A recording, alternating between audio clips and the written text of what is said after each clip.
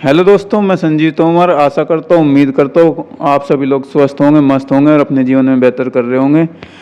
दोस्तों, आज मैं अपने यूट्यूब चैनल पर आपको अपने एक खास दोस्त, अपने परम मित्र, हमेशा साथ रहने वाले दोस्त से मिलवाता हूँ। इनका नाम है आनंद कुमार सिंह और इन्होंने यूपीएससी सीएपीएफ का इंटरव्यू दिया है, कई बार पीसीएस का प्रीलिम्स निकाला है और अभी केवीएस पे पीजीटी का इंटरव्यू दिया है और बहुत सारे एग्ज़ाम इन्होंने निकाले हैं और फिलहाल एक कोचिंग सेंटर में, आईएएस की कोचिंग सेंटर में ये बच्चों को गाइड भी करते हैं। चलो मैं आपको इनसे इंट्रोड्यूस कराता हूँ और बाकी की चर्चा बाद में करेंगे। नमस्कार दोस्तों। सबसे पहले मैं आपको धन्यवाद देना चाहूँगा संजीव तोमर जी, जो आपने अपने YouTube चैनल पे मुझे आमंत्रित किया। और ये हमारे प्रिय मित्र ही हैं और एक साथी भी हैं, हमारे साथ इन्होंने प्रिपरेशन भी किया है। और जैसा कि इन्होंने पहले ही बहुत सारी चीज़ें बता दी हैं मेरे बारे में कि मैंने यूपीएससी सीएपीएफ की इंटरव्यू फेस किए हैं और अभी हमारा वेटिंग लिस्ट में चल रहा है चीज़ें। और मैंने इसके साथ साथ सीडीएस भी क्वालिफाई किया है काफ़ी टाइम, मतलब मैंने 6 टाइम आई थिंक मैं एसएसबी फेस किया हूँ। और मैं अभी फ़िलहाल केवीएस पीजीटी इकोनॉमिक्स के लिए इंटरव्यू फेस किया है, अभी रिज़ल्ट अवेटेड है। और मैं साथ साथ जो पायनियर आईएएस है वहाँ पे हमने मैं क्लासेस भी लेता हूँ गाइडेंस मेंटरशिप प्रोग्राम में, ठीक है। जैसा कि इन्होंने एक नया इनिशिएटिव स्टार्ट किया है, आप सब लोगों को पता होगा कि ये अपने यूट्यूब चैनल पे लोगों को मोटिवेट कर रहे हैं। बेसिकली वो यूथ जो बिल्कुल डिप्रेशन और इन सारी चीज़ों में जा रहे हैं और उनको अपना रास्ता नहीं पता चल पा रहा है कि वो किस रास्ते पे जाएं जिससे कि उनको अपनी मंजिल प्राप्त हो। तो मैं बेसिकली इस चीज़ के लिए इनकी काफ़ी सराहना करना चाहता हूं, क्योंकि आजकल ये एक बहुत ही बड़ी समस्या है जिस पे कोई भी बात नहीं कर रहा है। खास करके टीचिंग वर्ग में देखा जाए तो लोग पढ़ा रहे हैं, लोग पढ़ रहे हैं और उस पढ़ाई को पढ़ते पढ़ते लोग एग्ज़ाम दे करके उसी एक ट्रैप में डिप्रेशन के शिकार होते जा रहे हैं। साथ साथ बच्चे एस्पिरेंट्स, क्योंकि एग्ज़ाम्स का आप सिचुएशन सबको पता है, कैसे वैकेंसीज़ आ रही हैं, कैसे स्टे कोर्ट कचहरी, ये सारा चीज़ आप सब लोग जान रहे हो। अब क्योंकि आप एस्पिरेंट्स हो तो आपको अच्छे से पता है, मुझे बताने की ज़रूरत नहीं है। तो इस सिचुएशन में हो क्या रहा है कि बच्चा जो नेचुरली तैयारी कर रहा है, अच्छे से तैयारी कर रहा है, वो एक डिप्रेशन के दौर से गुजर रहा है। और ख़ास करके जब से ये कोविड का सिचुएशन आया है उसके बाद से कुछ ज़्यादा ही ये डिप्रेशन वाली चीज़ें, नेगेटिव थॉट्स, नेगेटिविटी, ये सारी चीज़ें कुछ ज़्यादा ही होने लगी हैं। तो उस चीज़ को लेकर के आज हम लोगों ने डिसाइड किया है कि हाँ, कुछ अपने इनसाइट्स जो एक्सपीरियंस हुए हैं, मैंने भी अपनी लाइफ में काफ़ी फेलियर देखा है, क्योंकि मैं एग्ज़ाम तो क्लियर किया हूँ बट फाइनली सक्सेसफुली मैं एग्ज़ाम मतलब पूरी तरीके से नहीं सफल हुआ हूँ। तो एक तरह से मुझे एक फेलियर का एक्सपीरियंस है और वो एक्सपीरियंस मुझे लगता है कि एक सक्सेसफुल बंदे से ज़्यादा एक फेलियर आदमी को ही हो सकता है, क्योंकि वो कई बार चीज़ों को सीखता है। तो मैं कुछ चीज़ें आपको शेयर करना चाहूँगा कि जैसे कि आजकल के बच्चे हैं, बहुत लोगों का एक टॉपिक होता है कि भाई करेंट अफेयर कहाँ से पढ़ाई करें। तो सबसे पहले तो मैं एक चीज़ कहूँगा कि करेंट अफेयर्स अगर आप कर रहे हैं तो डेली आपको एक अपना रूटीन बनाना चाहिए कि न्यूज़पेपर जो आता है आपके पास, कोई भी हिंदी में, अगर आप राष्ट्रीय संस्करण दैनिक जागरण ले रहे हैं या फिर इंग्लिश मीडियम से हैं आप तो द हिंदू या इंडियन एक्सप्रेस पढ़ रहे हैं, तो आपको सबसे पहले ये ध्यान रखना है कि आपको ये पता होना चाहिए कि किस तरीके की न्यूज़ जो है आपके लिए इंपॉर्टेंट होने वाली है। पॉलिटिकल न्यूज़ तो आपको इंपॉर्टेंट नहीं होगी, इंटरनेशनल रिलेशंस की न्यूज़, तो आपको न्यूज़पेपर में वो चीज़ पहले टिक करनी है। और आपको न्यूज़पेपर पूरा नहीं पढ़ना है, आपको न्यूज़पेपर वही पढ़ना है जो कि केवल आपको आपके काम का न्यूज़ हो, मतलब कि आपके एग्ज़ाम में जो आता हो। तो वो आपको कैसे पता चलेगा? जब आप प्रीवियस ईयर क्वेश्चन पेपर को गो थ्रू करेंगे तो आपके जो क्वेश्चंस आए हुए हैं तो आपको देखना है कि किस तरीके के क्वेश्चन उठाए गए हैं। और आप एक चीज़ नोटिस करना अपने एग्ज़ाम के प्रिपरेशन के दौरान कि जो क्वेश्चंस आपको आ रहे हैं पेपर में, और आप अपने न्यूज़पेपर की कटिंग्स को देखो, ठीक है, और आपको पता चल जाएगा कि हाँ, किस तरीके की न्यूज़ जो है ये हमें पढ़नी चाहिए थी और ये यहीं से क्वेश्चन उठ के आया है। आप लिटरली ये कोई करता नहीं है क्योंकि ये थोड़ा सा टफ टास्क है, लेकिन अगर आप सच में रियल में आप प्रिपरेशन करना चाहते हो और अच्छे से प्रिपरेशन करना चाहते हो जिसमें कि कुछ भी छूटे ना, तो आपको रेगुलर न्यूज़पेपर रीडिंग को ध्यान देना है, और उसमें भी ऐसी चीज़ें, ऐसी जो इंटरनेशनल न्यूज़ हो गई या कुछ ऐसी साइंटिफिक चीज़ें हो गई, तो उन सब चीज़ों को आपको ध्यान में रखते उसको नोट डाउन करके अपना नोट्स बनाना है डेली न्यूज़पेपर के लिए, करंट अफेयर। हैप्पी भाई, मैं इनको हैप्पी भाई भी बोलता हूँ प्यार से। आनंद कुमार सिंह वैसे इनका नाम है, लेकिन प्यार से मैं इनको हैप्पी भाई बोलता हूँ। हैप्पी भाई, ये बताना कि जैसे यूपी ट्रिपल एसएससी पैट का एग्ज़ाम है, दिल्ली पुलिस का एग्ज़ाम अभी बच्चों का सामने है, सीजीएल का एग्ज़ाम है, आप बच्चों की बहुत सारी मतलब दुविधा रहती है कि जीएस को कैसे पढ़े। जीएस बच्चों को याद नहीं रहती, तो कृपया करके बच्चों का मार्गदर्शन करें इस बात पर कि जीएस को कैसे याद रखें और कैसे पढ़े। देखिए, सबसे पहले तो मैं संजीव भाई बताना चाहूँगा आपको कि जीएस एक बहुत ही ब्रॉड टॉपिक है, ठीक है, लेकिन जीएस को पढ़ने का तरीका है। जीएस को पढ़ने का तरीका ये है कि देखो, अगर आप स्टार्टिंग से कर रहे हो तो पहले तो एनसीईआरटी पढ़ो, और उसके साथ साथ पहले आपको एटलस, खास करके मैप, आप जहाँ भी स्टडी कर रहे हो आपके रूम में मैप होना चाहिए, वर्ल्ड का, इंडिया का, political as well as physical, मतलब पॉलिटिकल मैप भी होना चाहिए और फिजिकल मैप भी होना चाहिए, ठीक है, और साथ में एटलस होना चाहिए। मैं तो कहता हूँ कि जीएस अगर कोई स्टार्ट कर रहा है पढ़ना, तो उसको सबसे पहले स्टार्ट करना चाहिए ज्योग्राफी से।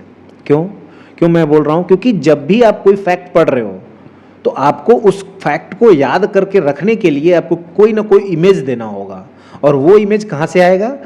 आपको कोई मैप पे इस इन्फॉर्मेशन को प्लॉट करना होगा, किसी एक टाइम पीरियड पे उस इन्फॉर्मेशन को प्लॉट करना होगा। जैसे कि अगर मान लो इंडिया में हिमालय के बारे में कुछ इन्फॉर्मेशन आपको दिमाग में रखना है कि हाँ भाई, ग्रेटर हिमालय, लेसर हिमालय, शिवालिक कहाँ है, तो ये मैप आपके दिमाग में आना चाहिए। अच्छा, ग्रेटर हिमालय मतलब हिमाचल प्रदेश के ऊपर वाला पार्ट, लेसर मिडिल हिमालय मतलब हिमाचल से होते हुए जो जा रहा है, लोअर लेवेस्ट हिमालय, शिवालिक हिमालय मतलब उत्तराखंड और नीचे तराई वाला रेंज, ठीक है, ये सब। तो ये जब आपको कब होगा? जब आप रेगुलर मैप को देख रहे होंगे, ठीक है। तो ये तो ज्योग्राफी हो गया। हिस्ट्री हो गया, हिस्ट्री में मतलब आपको जैसे सब इंडस वैली सिविलाइजेशन पढ़ना है, ठीक है। इंडस वैली सिविलाइजेशन, पहले अगर आपको यही नहीं पता कि इंडस वैली सिविलाइजेशन थी कहाँ पे, तो आप मैप बना ही नहीं पाओगे, आपको मतलब इमेजिनेशन नहीं हो पाएगी, क्योंकि एग्जाम में डायरेक्ट क्वेश्चन नहीं आता है। अब डायरेक्ट क्वेश्चन नहीं आता कि इंडस वैली सिविलाइजेशन की राजधानी क्या थी या ये सब। आपसे ये क्वेश्चन पूछा जाएगा जिसमें आपको ये दिमाग लगाना है कि हाँ, लोथल कहाँ था, लोथल का इंपॉर्टेंस क्या है, मतलब इस तरीके से। तो लोथल को आपको पता होना चाहिए कि हाँ कहाँ है, रोपड़ कहाँ है ये पता होना चाहिए। ये मैप पे अगर नहीं पता होगा तो आप लोथल एक जगह है, याद कर लिए, लोथल गुजरात में है। गुजरात में है मतलब पोर्ट पे है, मतलब कि वो व्यापार से संबंधित है, मतलब कि वो टूर एंड ट्रेवल्स। आज गुजरात इतना डेवलप है तो मतलब आपको ये रिलेट करना होगा इस तरीके से, गुजरात इतना डेवलप क्यों है, क्योंकि एंशिएंट टाइम से वहाँ पे रूट बने हुए हैं, पोर्ट्स बने हुए हैं लोथल के नाम से, जैसे इंडस वैली। तो मैं वही कह रहा हूँ कि जब आप चीज़ों को पढ़ो तो आप केवल आइसोलेशन में मत पढ़ो, उसको जोड़ो, मैप से जोड़ो। कोई टाइम पीरियड है, जैसे कि आप कोई डेट याद कर रहे हो तो 1857 एक इंपॉर्टेंट टाइम पीरियड है, 1885 1885 इंडियन नेशनल कांग्रेस, उससे जोड़ो कि उसके आसपास है, थोड़ा आगे पीछे, ये वो बड़े बड़े जैसे डेट्स हैं वो तो याद रखने पड़ेंगे, और उसके आगे पीछे का आइडिया आपको लेना पड़ेगा। रिवीजन का कोई तोड़ नहीं है, और वही एकमात्र उपाय है, रिवीजन करना होगा। और खास करके एक लूसेंट जो बुक आती है, लूसेंट बुक आती है, जैसे यूपी, मैं तो कहूँगा कि जो पेट का एग्ज़ाम है उसके लिए लूसेंट बुक और स्पीडी बुक जो आती है उसको रेगुलर रिवाइज करिए, उसमें आपका काफ़ी अच्छा मार्क्स आ जाएगा। और जीएस के लिए यही है, सभी सब्जेक्ट पहले तो अगर आप एनसीईआरटी पढ़ सकते हैं तो बेस्ट है, अदरवाइज आपको लूसेंट और ये जो बुक हैं इनको रिवाइज करना है, बार बार रिवाइज करना है, मैप पे प्लॉट करके रिवाइज करना है, ठीक है। हैप्पी भाई, आपने यूपीएससी सीएपीएफ का इंटरव्यू दिया है, मैं ये जानना चाहूँगा कि आपने उसके लिए इंग्लिश बढ़िया की थी, बोलने वाली इंग्लिश। बहुत सारे बच्चों का इसको लेकर भी कंसर्न रहता है कि इंग्लिश कैसे बढ़िया करें, क्योंकि आप भी हिंदी बैकग्राउंड से आते हो, उत्तर प्रदेश से आते हो, पूर्वी उत्तर प्रदेश से आते हो, हिंदी बैकग्राउंड का माहौल रहता है। तो हमारी फैमिली में तो ऐसा होता नहीं कि लोग इंग्लिश बोलते हैं, सभी हिंदी बोलते हैं। तो हमारे लिए इंग्लिश को बढ़िया कर पाना बड़ा मुश्किल होता है, जैसे हमारे यहाँ भी पश्चिमी यूपी, पूर्वी यूपी, बिहार या मध्य प्रदेश कहीं भी। तो आपने कैसे बढ़िया किया, बच्चों को थोड़ा इसके लिए गाइड करो। देखिए, मैं बिल्कुल वेरी रियल फैक्ट बताता हूँ। इंग्लिश बढ़िया करने के लिए कोई ऐसा एक तुरंत नहीं होने वाला चीज़ है। सबसे पहले कि आपको रीडिंग स्टार्ट करनी है, न्यूज़पेपर की रीडिंग, बुक्स की रीडिंग, कोई भी रीडिंग स्टार्ट कर रहे हो, ठीक है, रीडिंग करो। रीडिंग करते टाइम पे आपको सबसे पहले काम क्या करना होगा, मेहनत करना होगा ये कि जो भी वर्ड आपको नहीं आ रहा है, टू बी वेरी फ्रैंक आपको वहीं पे जो है उसको हाईलाइट करके आपको कॉपी बना करके लिख करके उसको याद करना होगा। और ये चीज़ आप एक दिन में नहीं कर सकते हो, ये रेगुलर करोगे 6 महीने 2-3 महीने रेगुलर अगर आप न्यूज़पेपर रीडिंग करके अगर आप वर्ड निकलेंगे, क्योंकि पहले दिन आपके वर्ड आएंगे 50 जो आपको नहीं आते होंगे, दूसरे दिन आएंगे 30, दूसरे उसके बाद धीरे धीरे घटते चले जाएंगे, 10 वर्ड आपके हमेशा रहेंगे कि जो आपको नहीं आ रहे होंगे न्यूज़पेपर में। जब आप रीडिंग करोगे, गो थ्रू करोगे, तो जो वर्ड्स आपके आ रहे हैं वो आप अपनी बुक एक कॉपी बना लीजिए। बेसिक बिल्कुल बता रहा हूँ, उसके अलावा और कोई उपाय नहीं है। जितना भी आप सुन लीजिए कहीं से, पहले तो वो वकैब स्ट्रॉन्ग करना होगा सबसे पहले। फर्स्ट सेकंड होता है कि आपकी स्पीकिंग स्किल्स को अगर आपको ठीक करना है, तो मैंने जो प्रैक्टिस किया मैं आपको बताना चाहूँगा कि मेरा खुद का यूट्यूब चैनल था, है भी अभी भी, डिफेंस जोश करके। मैं डिफेंस के बच्चों को गाइड करता हूँ, ठीक है। तो मैं उस यूट्यूब चैनल पे I used to start speaking in English and starting में मेरा इंग्लिश काफ़ी वीक था और मैं टूटी फूटी जो आती थी मतलब मैं बोलता था, ठीक है।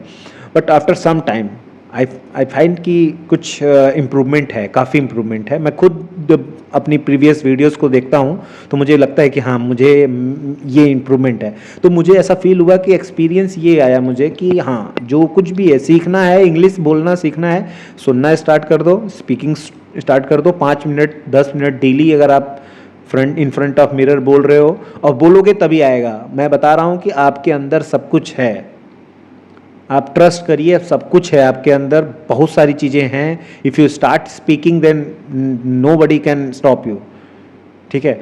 तो मैं तो ये जानता हूँ कि practice makes you perfect.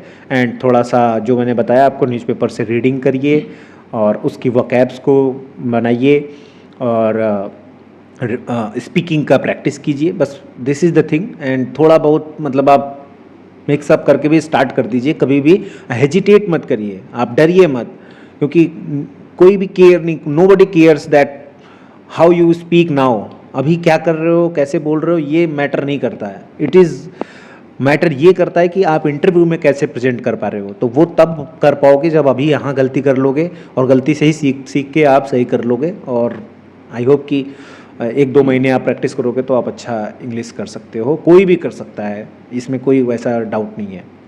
Happy भाई, आपने यूपीएससी सीएपीएफ असिस्टेंट कमांडेंट का इंटरव्यू फेस किया है और आप अभी भी वेटिंग लिस्ट में हो। शायद भगवान करे कि आपका हो जाए और मैं तो चाहता हूँ कि आपका हो। तो आप मुझे बताओ कि इंटरव्यू का अंदर का माहौल कैसा था। हमेशा बच्चा ये जानना चाहते हैं कि यूपीएससी में जो इंटरव्यू होते हैं वहाँ माहौल कैसा होता है अंदर का। देखिए, यूपीएससी का इंटरव्यू फर्स्ट टाइम मैंने मतलब अगर देखा जाए तो सीडीएस के थ्रू में गया और सीडीएस के थ्रू में कई बार एसएसबी इंटरव्यू दे गया। मेरा इलाहाबाद बोर्ड में ही मैक्सिमम टाइम पड़ा। Last time I think Amritsar या पंजाब में कहीं पड़ा था मेरा, मुझे याद नहीं एग्जैक्टली। तो मैं ये वहाँ तो इंटरव्यू का मुझे एक्सपीरियंस था काफ़ी। और यूपीएससी का एक्सपीरियंस एक अच्छा एक्सपीरियंस था, मुझे लगता है one of the my best interview in my life, because मुझे मार्क्स भी अच्छे मिले थे उसके।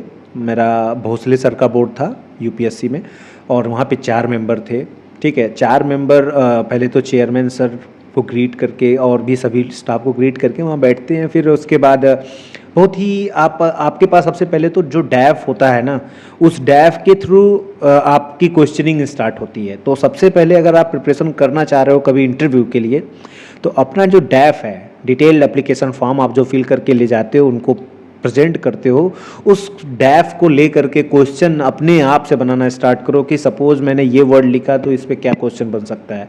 If I am belong from Varanasi, then Varanasi में क्या क्या मेरे साथ क्वेश्चनिंग हो सकती है। If I have studied from Delhi University, then what can be the potential question from Delhi University. Delhi University से मेरे क्या क्या क्वेश्चन बन सकते हैं। अगर मैं अपनी फैमिली के साथ कहीं और रहता हूँ, फिलहाल अभी मैं कहाँ पे रहता हूँ, प्रिपरेशन किस चीज़ का कर रहा हूँ, अपने सब्जेक्ट के बारे में, जिस पोस्ट के लिए आप इंटरव्यू के लिए जा रहे हो उसके बारे में, जॉब प्रोफाइल क्या होगी आपकी हॉबीज़ क्या हैं, आपकी फैमिली में आपसे कैसे रिलेशन है, आपके फ्रेंड्स से रिलेशन कैसा है, ये सारी चीज़ें, मतलब नेचुरल चीज़ें जो डेली लाइफ में आप जी रहे हो उसको अच्छे से प्रेजेंट आप कैसे कर पा रहे हो। Interview is all about that.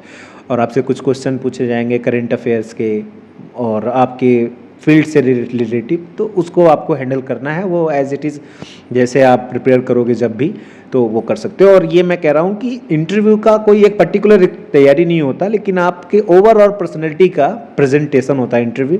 आप किसी भी एग्ज़ाम के लिए, इंटरव्यू के लिए प्रिपेयर कर रहे हो, तो आपको कुछ की चीज़ें हैं उन्हीं के ऊपर अच्छे से आपको काम करना चाहिए। जैसे कि आपके डैफ में आप जो कुछ भी लिखे, क्योंकि आप क्या हो, वो आपका जो 1 पेज है ना आपके बारे में, वही आपके बारे में वही जानकारी उनके पास है जो इंटरव्यू आपका कर रहे हैं।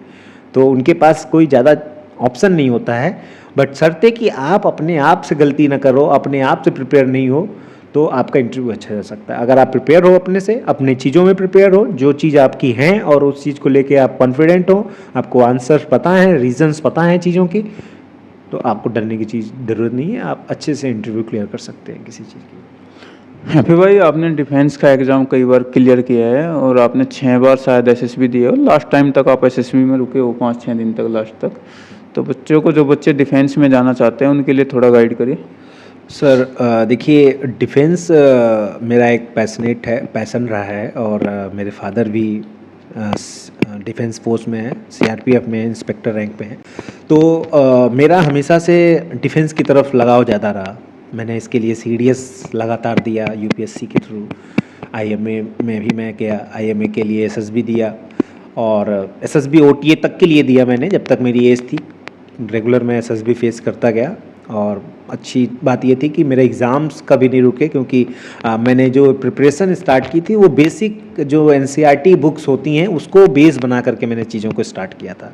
तो उससे क्या है, मेरा प्रिपरेशन अच्छा था, रिटन हर बार क्लियर होता गया उससे। एसएसबी भी अच्छी होती गई, बट एसएसबी में हो सकता है कि उस टाइम पे कुछ कमी रही गई हो मेरे से, मे बी माई इंग्लिश, कुछ भी यू कैन से। तो उसकी वजह से थोड़ा सा एसएसबी में मुझे नहीं मिला उतना सफलता। फिर मैंने सीएपीएफ क्लियर किया लास्ट टाइम, क्योंकि डिफेंस के लिए ये भी एक अच्छा अपॉर्चुनिटी होता है। तो सीएपीएफ में भी मैं इंटरव्यू अच्छा गया, बट अनफॉर्चुनेटली मेरे रिटेन में मार्क्स कम हैं, otherwise I will be in the merit list. And उसके लिए हम लोग वेट लिस्ट के लिए चल रहा है, हमारा केस वगैरह भी चल रहा है। बट मैं डिफेंस के लिए बच्चों को स्पेशली ये कहना चाहूँगा कि डिफेंस के लिए खास करके जब बच्चे स्टार्ट करते हैं, तो अगर एज ए ऑफिसर रैंक पे आप जाना चाहते हो, तो मैं सबसे पहले ये कहूँगा कि बच्चे को 11th-12th से ही अगर पैसन है तो एनडीए के थ्रू जाएं। और एनडीए के थ्रू जाने के पहले, जब आप एग्ज़ाम क्लियर करते हैं उसके पहले आपकी एसएसबी की प्रिपरेशन अच्छे से हो जानी चाहिए। उसके लिए मतलब ये कि आपको पता होना चाहिए कि पूरा प्रोसेस क्या होता है, क्योंकि आप फर्स्ट टाइम जाएंगे तो अननोन माइंड से आप कुछ भी करेंगे तो वो नहीं होगा। आपको थोड़ा एक्सपीरियंस होना चाहिए, प्रैक्टिस होना चाहिए, चीज़ों का प्रैक्टिस, क्योंकि एसएसबी एक लॉन्ग टर्म प्रोसेस है, 5 डेज़ प्रोसेस है। अगर आप कॉन्फ्रेंस तक जाते हो, अदरवाइज स्क्रीन आउट होते हो तो कोई बात नहीं, आप पहले दिन बाहर आ जाते हो दोस्त, ठीक है। अगर आप 5 दिन वहाँ रहते हो तो WAT, word association test, thematic appreciation test, TAT, आपको स्टोरी राइटिंग, मतलब पहले दिन तो स्क्रीनिंग में एक स्टोरी लिखी जाएगी, उसके बाद उस पर डिस्कशन होगा और स्टोरी कंक्लूड की जाएगी, ठीक है। ये सारी चीज़ें, उसके बाद 5 दिन का प्रोसेस है, बड़ा प्रोसेस है, और इन सब चीज़ों का प्रिपरेशन पहले से करके जाना होगा, क्योंकि ऑल ऑफ द सडन अगर आपको कुछ वहाँ पे आएगा तो आप you can not going to handle it, ठीक है। प्रैक्टिस से आप उसको हैंडल कर सकते हो, और जो मेरा एक्सपीरियंस कहता है कि प्रैक्टिस से हैंडल कर सकते हो, बिकॉज आपको चीज़ें आती भी रहेंगी तो आप अंडर प्रेशर नहीं कर पाओगे परफॉर्म।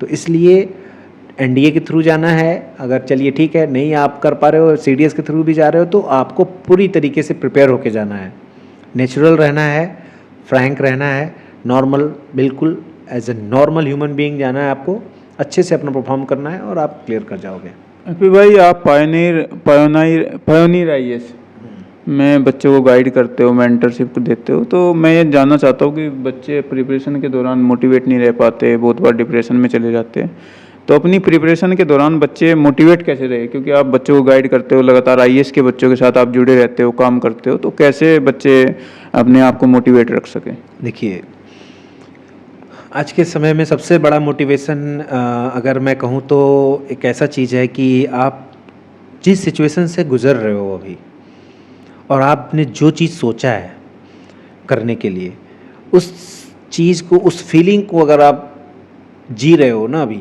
फीलिंग को, मतलब कि जो चीज़ आप बनना चाह रहे थे उस फीलिंग को अगर आप जी रहे हो, तो उससे बड़ा मोटिवेशन कुछ नहीं होता है, ठीक है।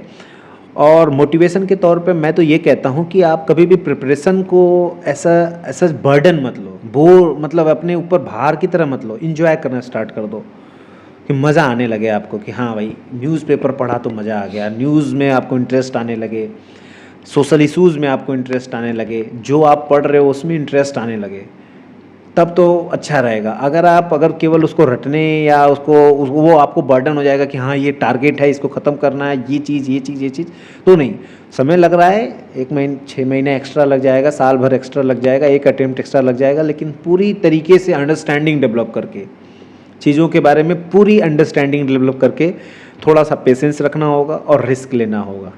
ठीक है, पेशेंस रखना होगा और रिस्क लेना होगा, क्योंकि यूपीएससी इज़ ऑल अबाउट, देखिए मेहनत आपके साथ है, उसके साथ आपका लक और आपका पेशेंस, ये 2 चीज़ बहुत मैटर करने वाला है यूपीएससी में, क्योंकि पढ़ते तो सभी लोग हैं, आपको पेशेंस, परसिवरेंस, ये सारी चीज़ें लग करके, रुक करके, देख करके, समझ करके चीज़ों को समझना पड़ेगा और रुकना पड़ेगा कि हाँ सिलेबस कंप्लीट करना है, अच्छे से कंप्लीट करना है, ऐसे नहीं कि बस कवर कर लिया, आपको समझ करके चीज़ों को करना है। कि आप हिस्ट्री पढ़ रहे हो तो आपको इंटरेस्ट आना चाहिए कि अच्छा ये क्यों हुआ, क्यूरियोसिटी आनी चाहिए आपके अंदर वो पढ़ते समय, क्यों हुआ, कैसे हुआ, कब हुआ, ये सारी चीज़ें। ज्योग्राफी पढ़ रहे हो तो इसका साइंटिफिक रीज़न चीज़ों का पता होना चाहिए। पॉलिटिक्स पढ़ रहे हो तो न्यूज़ और ख़ास करके डे टू डे लाइफ से जो पॉलिटिकल इवेंट्स हो रहे हैं उससे आप रिलेट करो, इंटरनेशनल रिलेशन से आप रिलेट करो, जो अभी चल रही हैं न्यूज़ में, करेंट्स में, वो सारी चीज़ें आपको हेल्प करेंगी।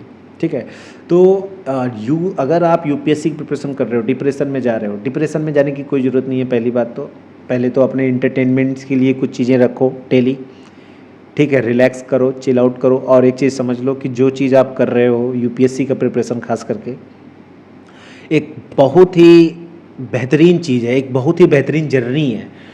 और उसमें मैं तो कहूँगा कि मूवी भी देखो, मज़े भी करो, पढ़ाई भी करो, और जब पढ़ो तो मन से पढ़ो। ठीक है, यही कहूँगा। और बहुत ज़्यादा मैं मोटिवेट नहीं कर सकता किसी को, खुद की मोटिवेशन खुद के अंदर से ही निकालनी पड़ेगी आपको, बशर्ते कि आप थोड़ा सा योगा और ये सारी चीज़ें करो जिससे कि आप एनर्जाइज्ड रहो। ठीक है, मैं तो यही कहूँगा बस। हैप्पी भाई, आपने 3 सब्जेक्ट से पोस्ट ग्रेजुएट किया है शायद, मुझे जहाँ तक है, तो आपने इतने सब्जेक्ट से पोस्ट ग्रेजुएशन करने का रीज़न क्या है? देखिए मेरा एक मानना है कि जैसे कौन कौन से सब्जेक्ट से आपने किया है? बिल्कुल, जैसे कि आपने इस चीज़ का जिक्र कर दिया, तो मैंने 3 सब्जेक्ट से पोस्ट ग्रेजुएशन किया है। पहला तो मैं इकोनॉमिक्स बैकग्राउंड से हूँ, मेरा ग्रेजुएशन इकोनॉमिक्स में है। Delhi school of open learning से मैंने अपना ग्रेजुएशन कंप्लीट किया है, और वहाँ से मैंने इकोनॉमिक्स और इंग्लिश लिटरेचर में मैंने ग्रेजुएशन कंप्लीट किया है। और इसके बाद मैंने पोस्ट ग्रेजुएशन इकोनॉमिक्स में किया, और उसके बाद मैंने पॉलिटिकल साइंस में, क्योंकि पॉलिटिक्स से मेरा थोड़ा सा इंटरेस्ट ज़्यादा है, यूपी बिहार से हैं तो पॉलिटिक्स तो ब्लड में है हमारे, तो पॉलिटिकल साइंस में इंटरेस्ट आया, तो पॉलिटिकल साइंस से हमने एमए किया, और थोड़ा सा मोदी जी से भी इंस्पायर थे तो उसके लिए मैंने पॉलिटिकल साइंस से भी किया, और इंटरेस्ट भी आता है। उसके बाद इंग्लिश मेरा ग्रेजुएशन में सब्जेक्ट रहा है, और इंग्लिश में मैं अपना करियर देखता हूँ, तो मुझे लगता है कि इसीलिए मैंने इंग्लिश से भी पोस्ट ग्रेजुएशन कंप्लीट कर लिया। मैंने चौधरी चरण सिंह यूनिवर्सिटी से अपना पीजी कंप्लीट किया है। तो ये 3 सब्जेक्ट से करने के पीछे का रीज़न क्या है कि देखिए, इकोनॉमिक्स से तो मुझे करना था क्योंकि मेरा एक ग्रेजुएशन था, एक पॉलिटिकल साइंस मेरा इंटरेस्ट था, और इंग्लिश भी एक तरह से मेरा पैशन है, और इंग्लिश मेरा एक सब्जेक्ट रहा है ग्रेजुएशन में।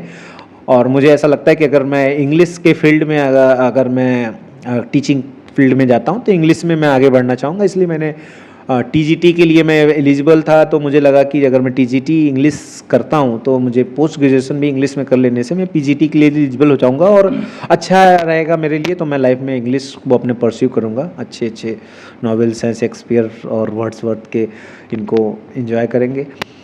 और इसलिए किया है कि देखिए, कभी भी मेरा ये मानना है कि आप जब भी प्रिपरेशन कर रहे हो तो आपको एकेडमिक्स से जुड़े रहना चाहिए चीज़ों को लेकर के।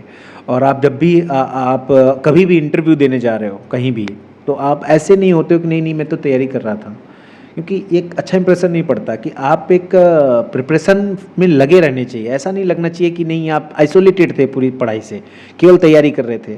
तो मैं कभी भी अपने एकेडमिक ईयर में गैप नहीं रखा हूँ, जब तक मुझे जब जब टाइम मिला तो मैं हमेशा कुछ न कुछ कोई ना कोई कोर्स करता रहा हूँ कि हाँ, ये कोई नुकसान करने वाली चीज़ नहीं है, ये इससे मेरी नॉलेज ही बढ़ेगी और मैं इससे और अच्छे अच्छे थॉट्स क्रिएट कर पाऊँगा और अच्छे डायमेंशन, अच्छे एरिया को मैं एक्सप्लोर कर सकूँगा, हर फील्ड को एक्सप्लोर कर सकूँगा, इकोनॉमिक्स के साथ, पॉलिटिक्स के साथ, इंग्लिश को भी एक्सप्लोर कर सकूँगा। और अच्छा है कि आने वाली जनरेशन्स के लिए भी एक अच्छा मिसाल होगा कि हाँ भाई, I am master in that subject, so it's good opportunity for me and I utilize that. Happy भाई को वास्ट नॉलेज है कम्पिटिटिव एग्ज़ाम्स की भी, एकेडमिक पढ़ाई की भी, और इन्होंने केवीएस में पीजीटी भी दिया है, इंटरव्यू दिया इस साल। और दोस्तों, आपको इनसे आगे जो भी जानकारी चाहिए, आप, क्योंकि वीडियो लंबी हो जाएगी, आप कमेंट बॉक्स में कमेंट कर सकते हैं। इनका तो मेरे साथ रोज़ का आना जाना है, उठना बैठना हमारा दोनों भाइयों का बढ़िया संबंध है। और इन्होंने बहुत सारे एग्ज़ाम क्लियर किए दोस्तों, और पायोनियर आईएएस में ये लोगों को मेंटरशिप भी देते हैं, आईएएस के बच्चों को। आपको किसी भी यूपीपीसीएस, यूपीएससी, सीडीएस, किसी भी एग्ज़ाम से रिलेटेड, आपको केवीएस, पीजीटी, पीआरटी, किसी भी एग्ज़ाम से रिलेटेड अगर आपका कोई सवाल है तो आप कमेंट बॉक्स में कमेंट कर सकते हैं। और मैं हैप्पी भाई को धन्यवाद बोलता हूँ चैनल पर आने के लिए। धन्यवाद हैप्पी भाई। धन्यवाद सर, आपका भी। बहुत अच्छा लगा आपसे यहाँ पे बात करके, इस प्लेटफॉर्म से जुड़ने का सौभाग्य प्राप्त हुआ, इसके लिए बहुत बहुत धन्यवाद।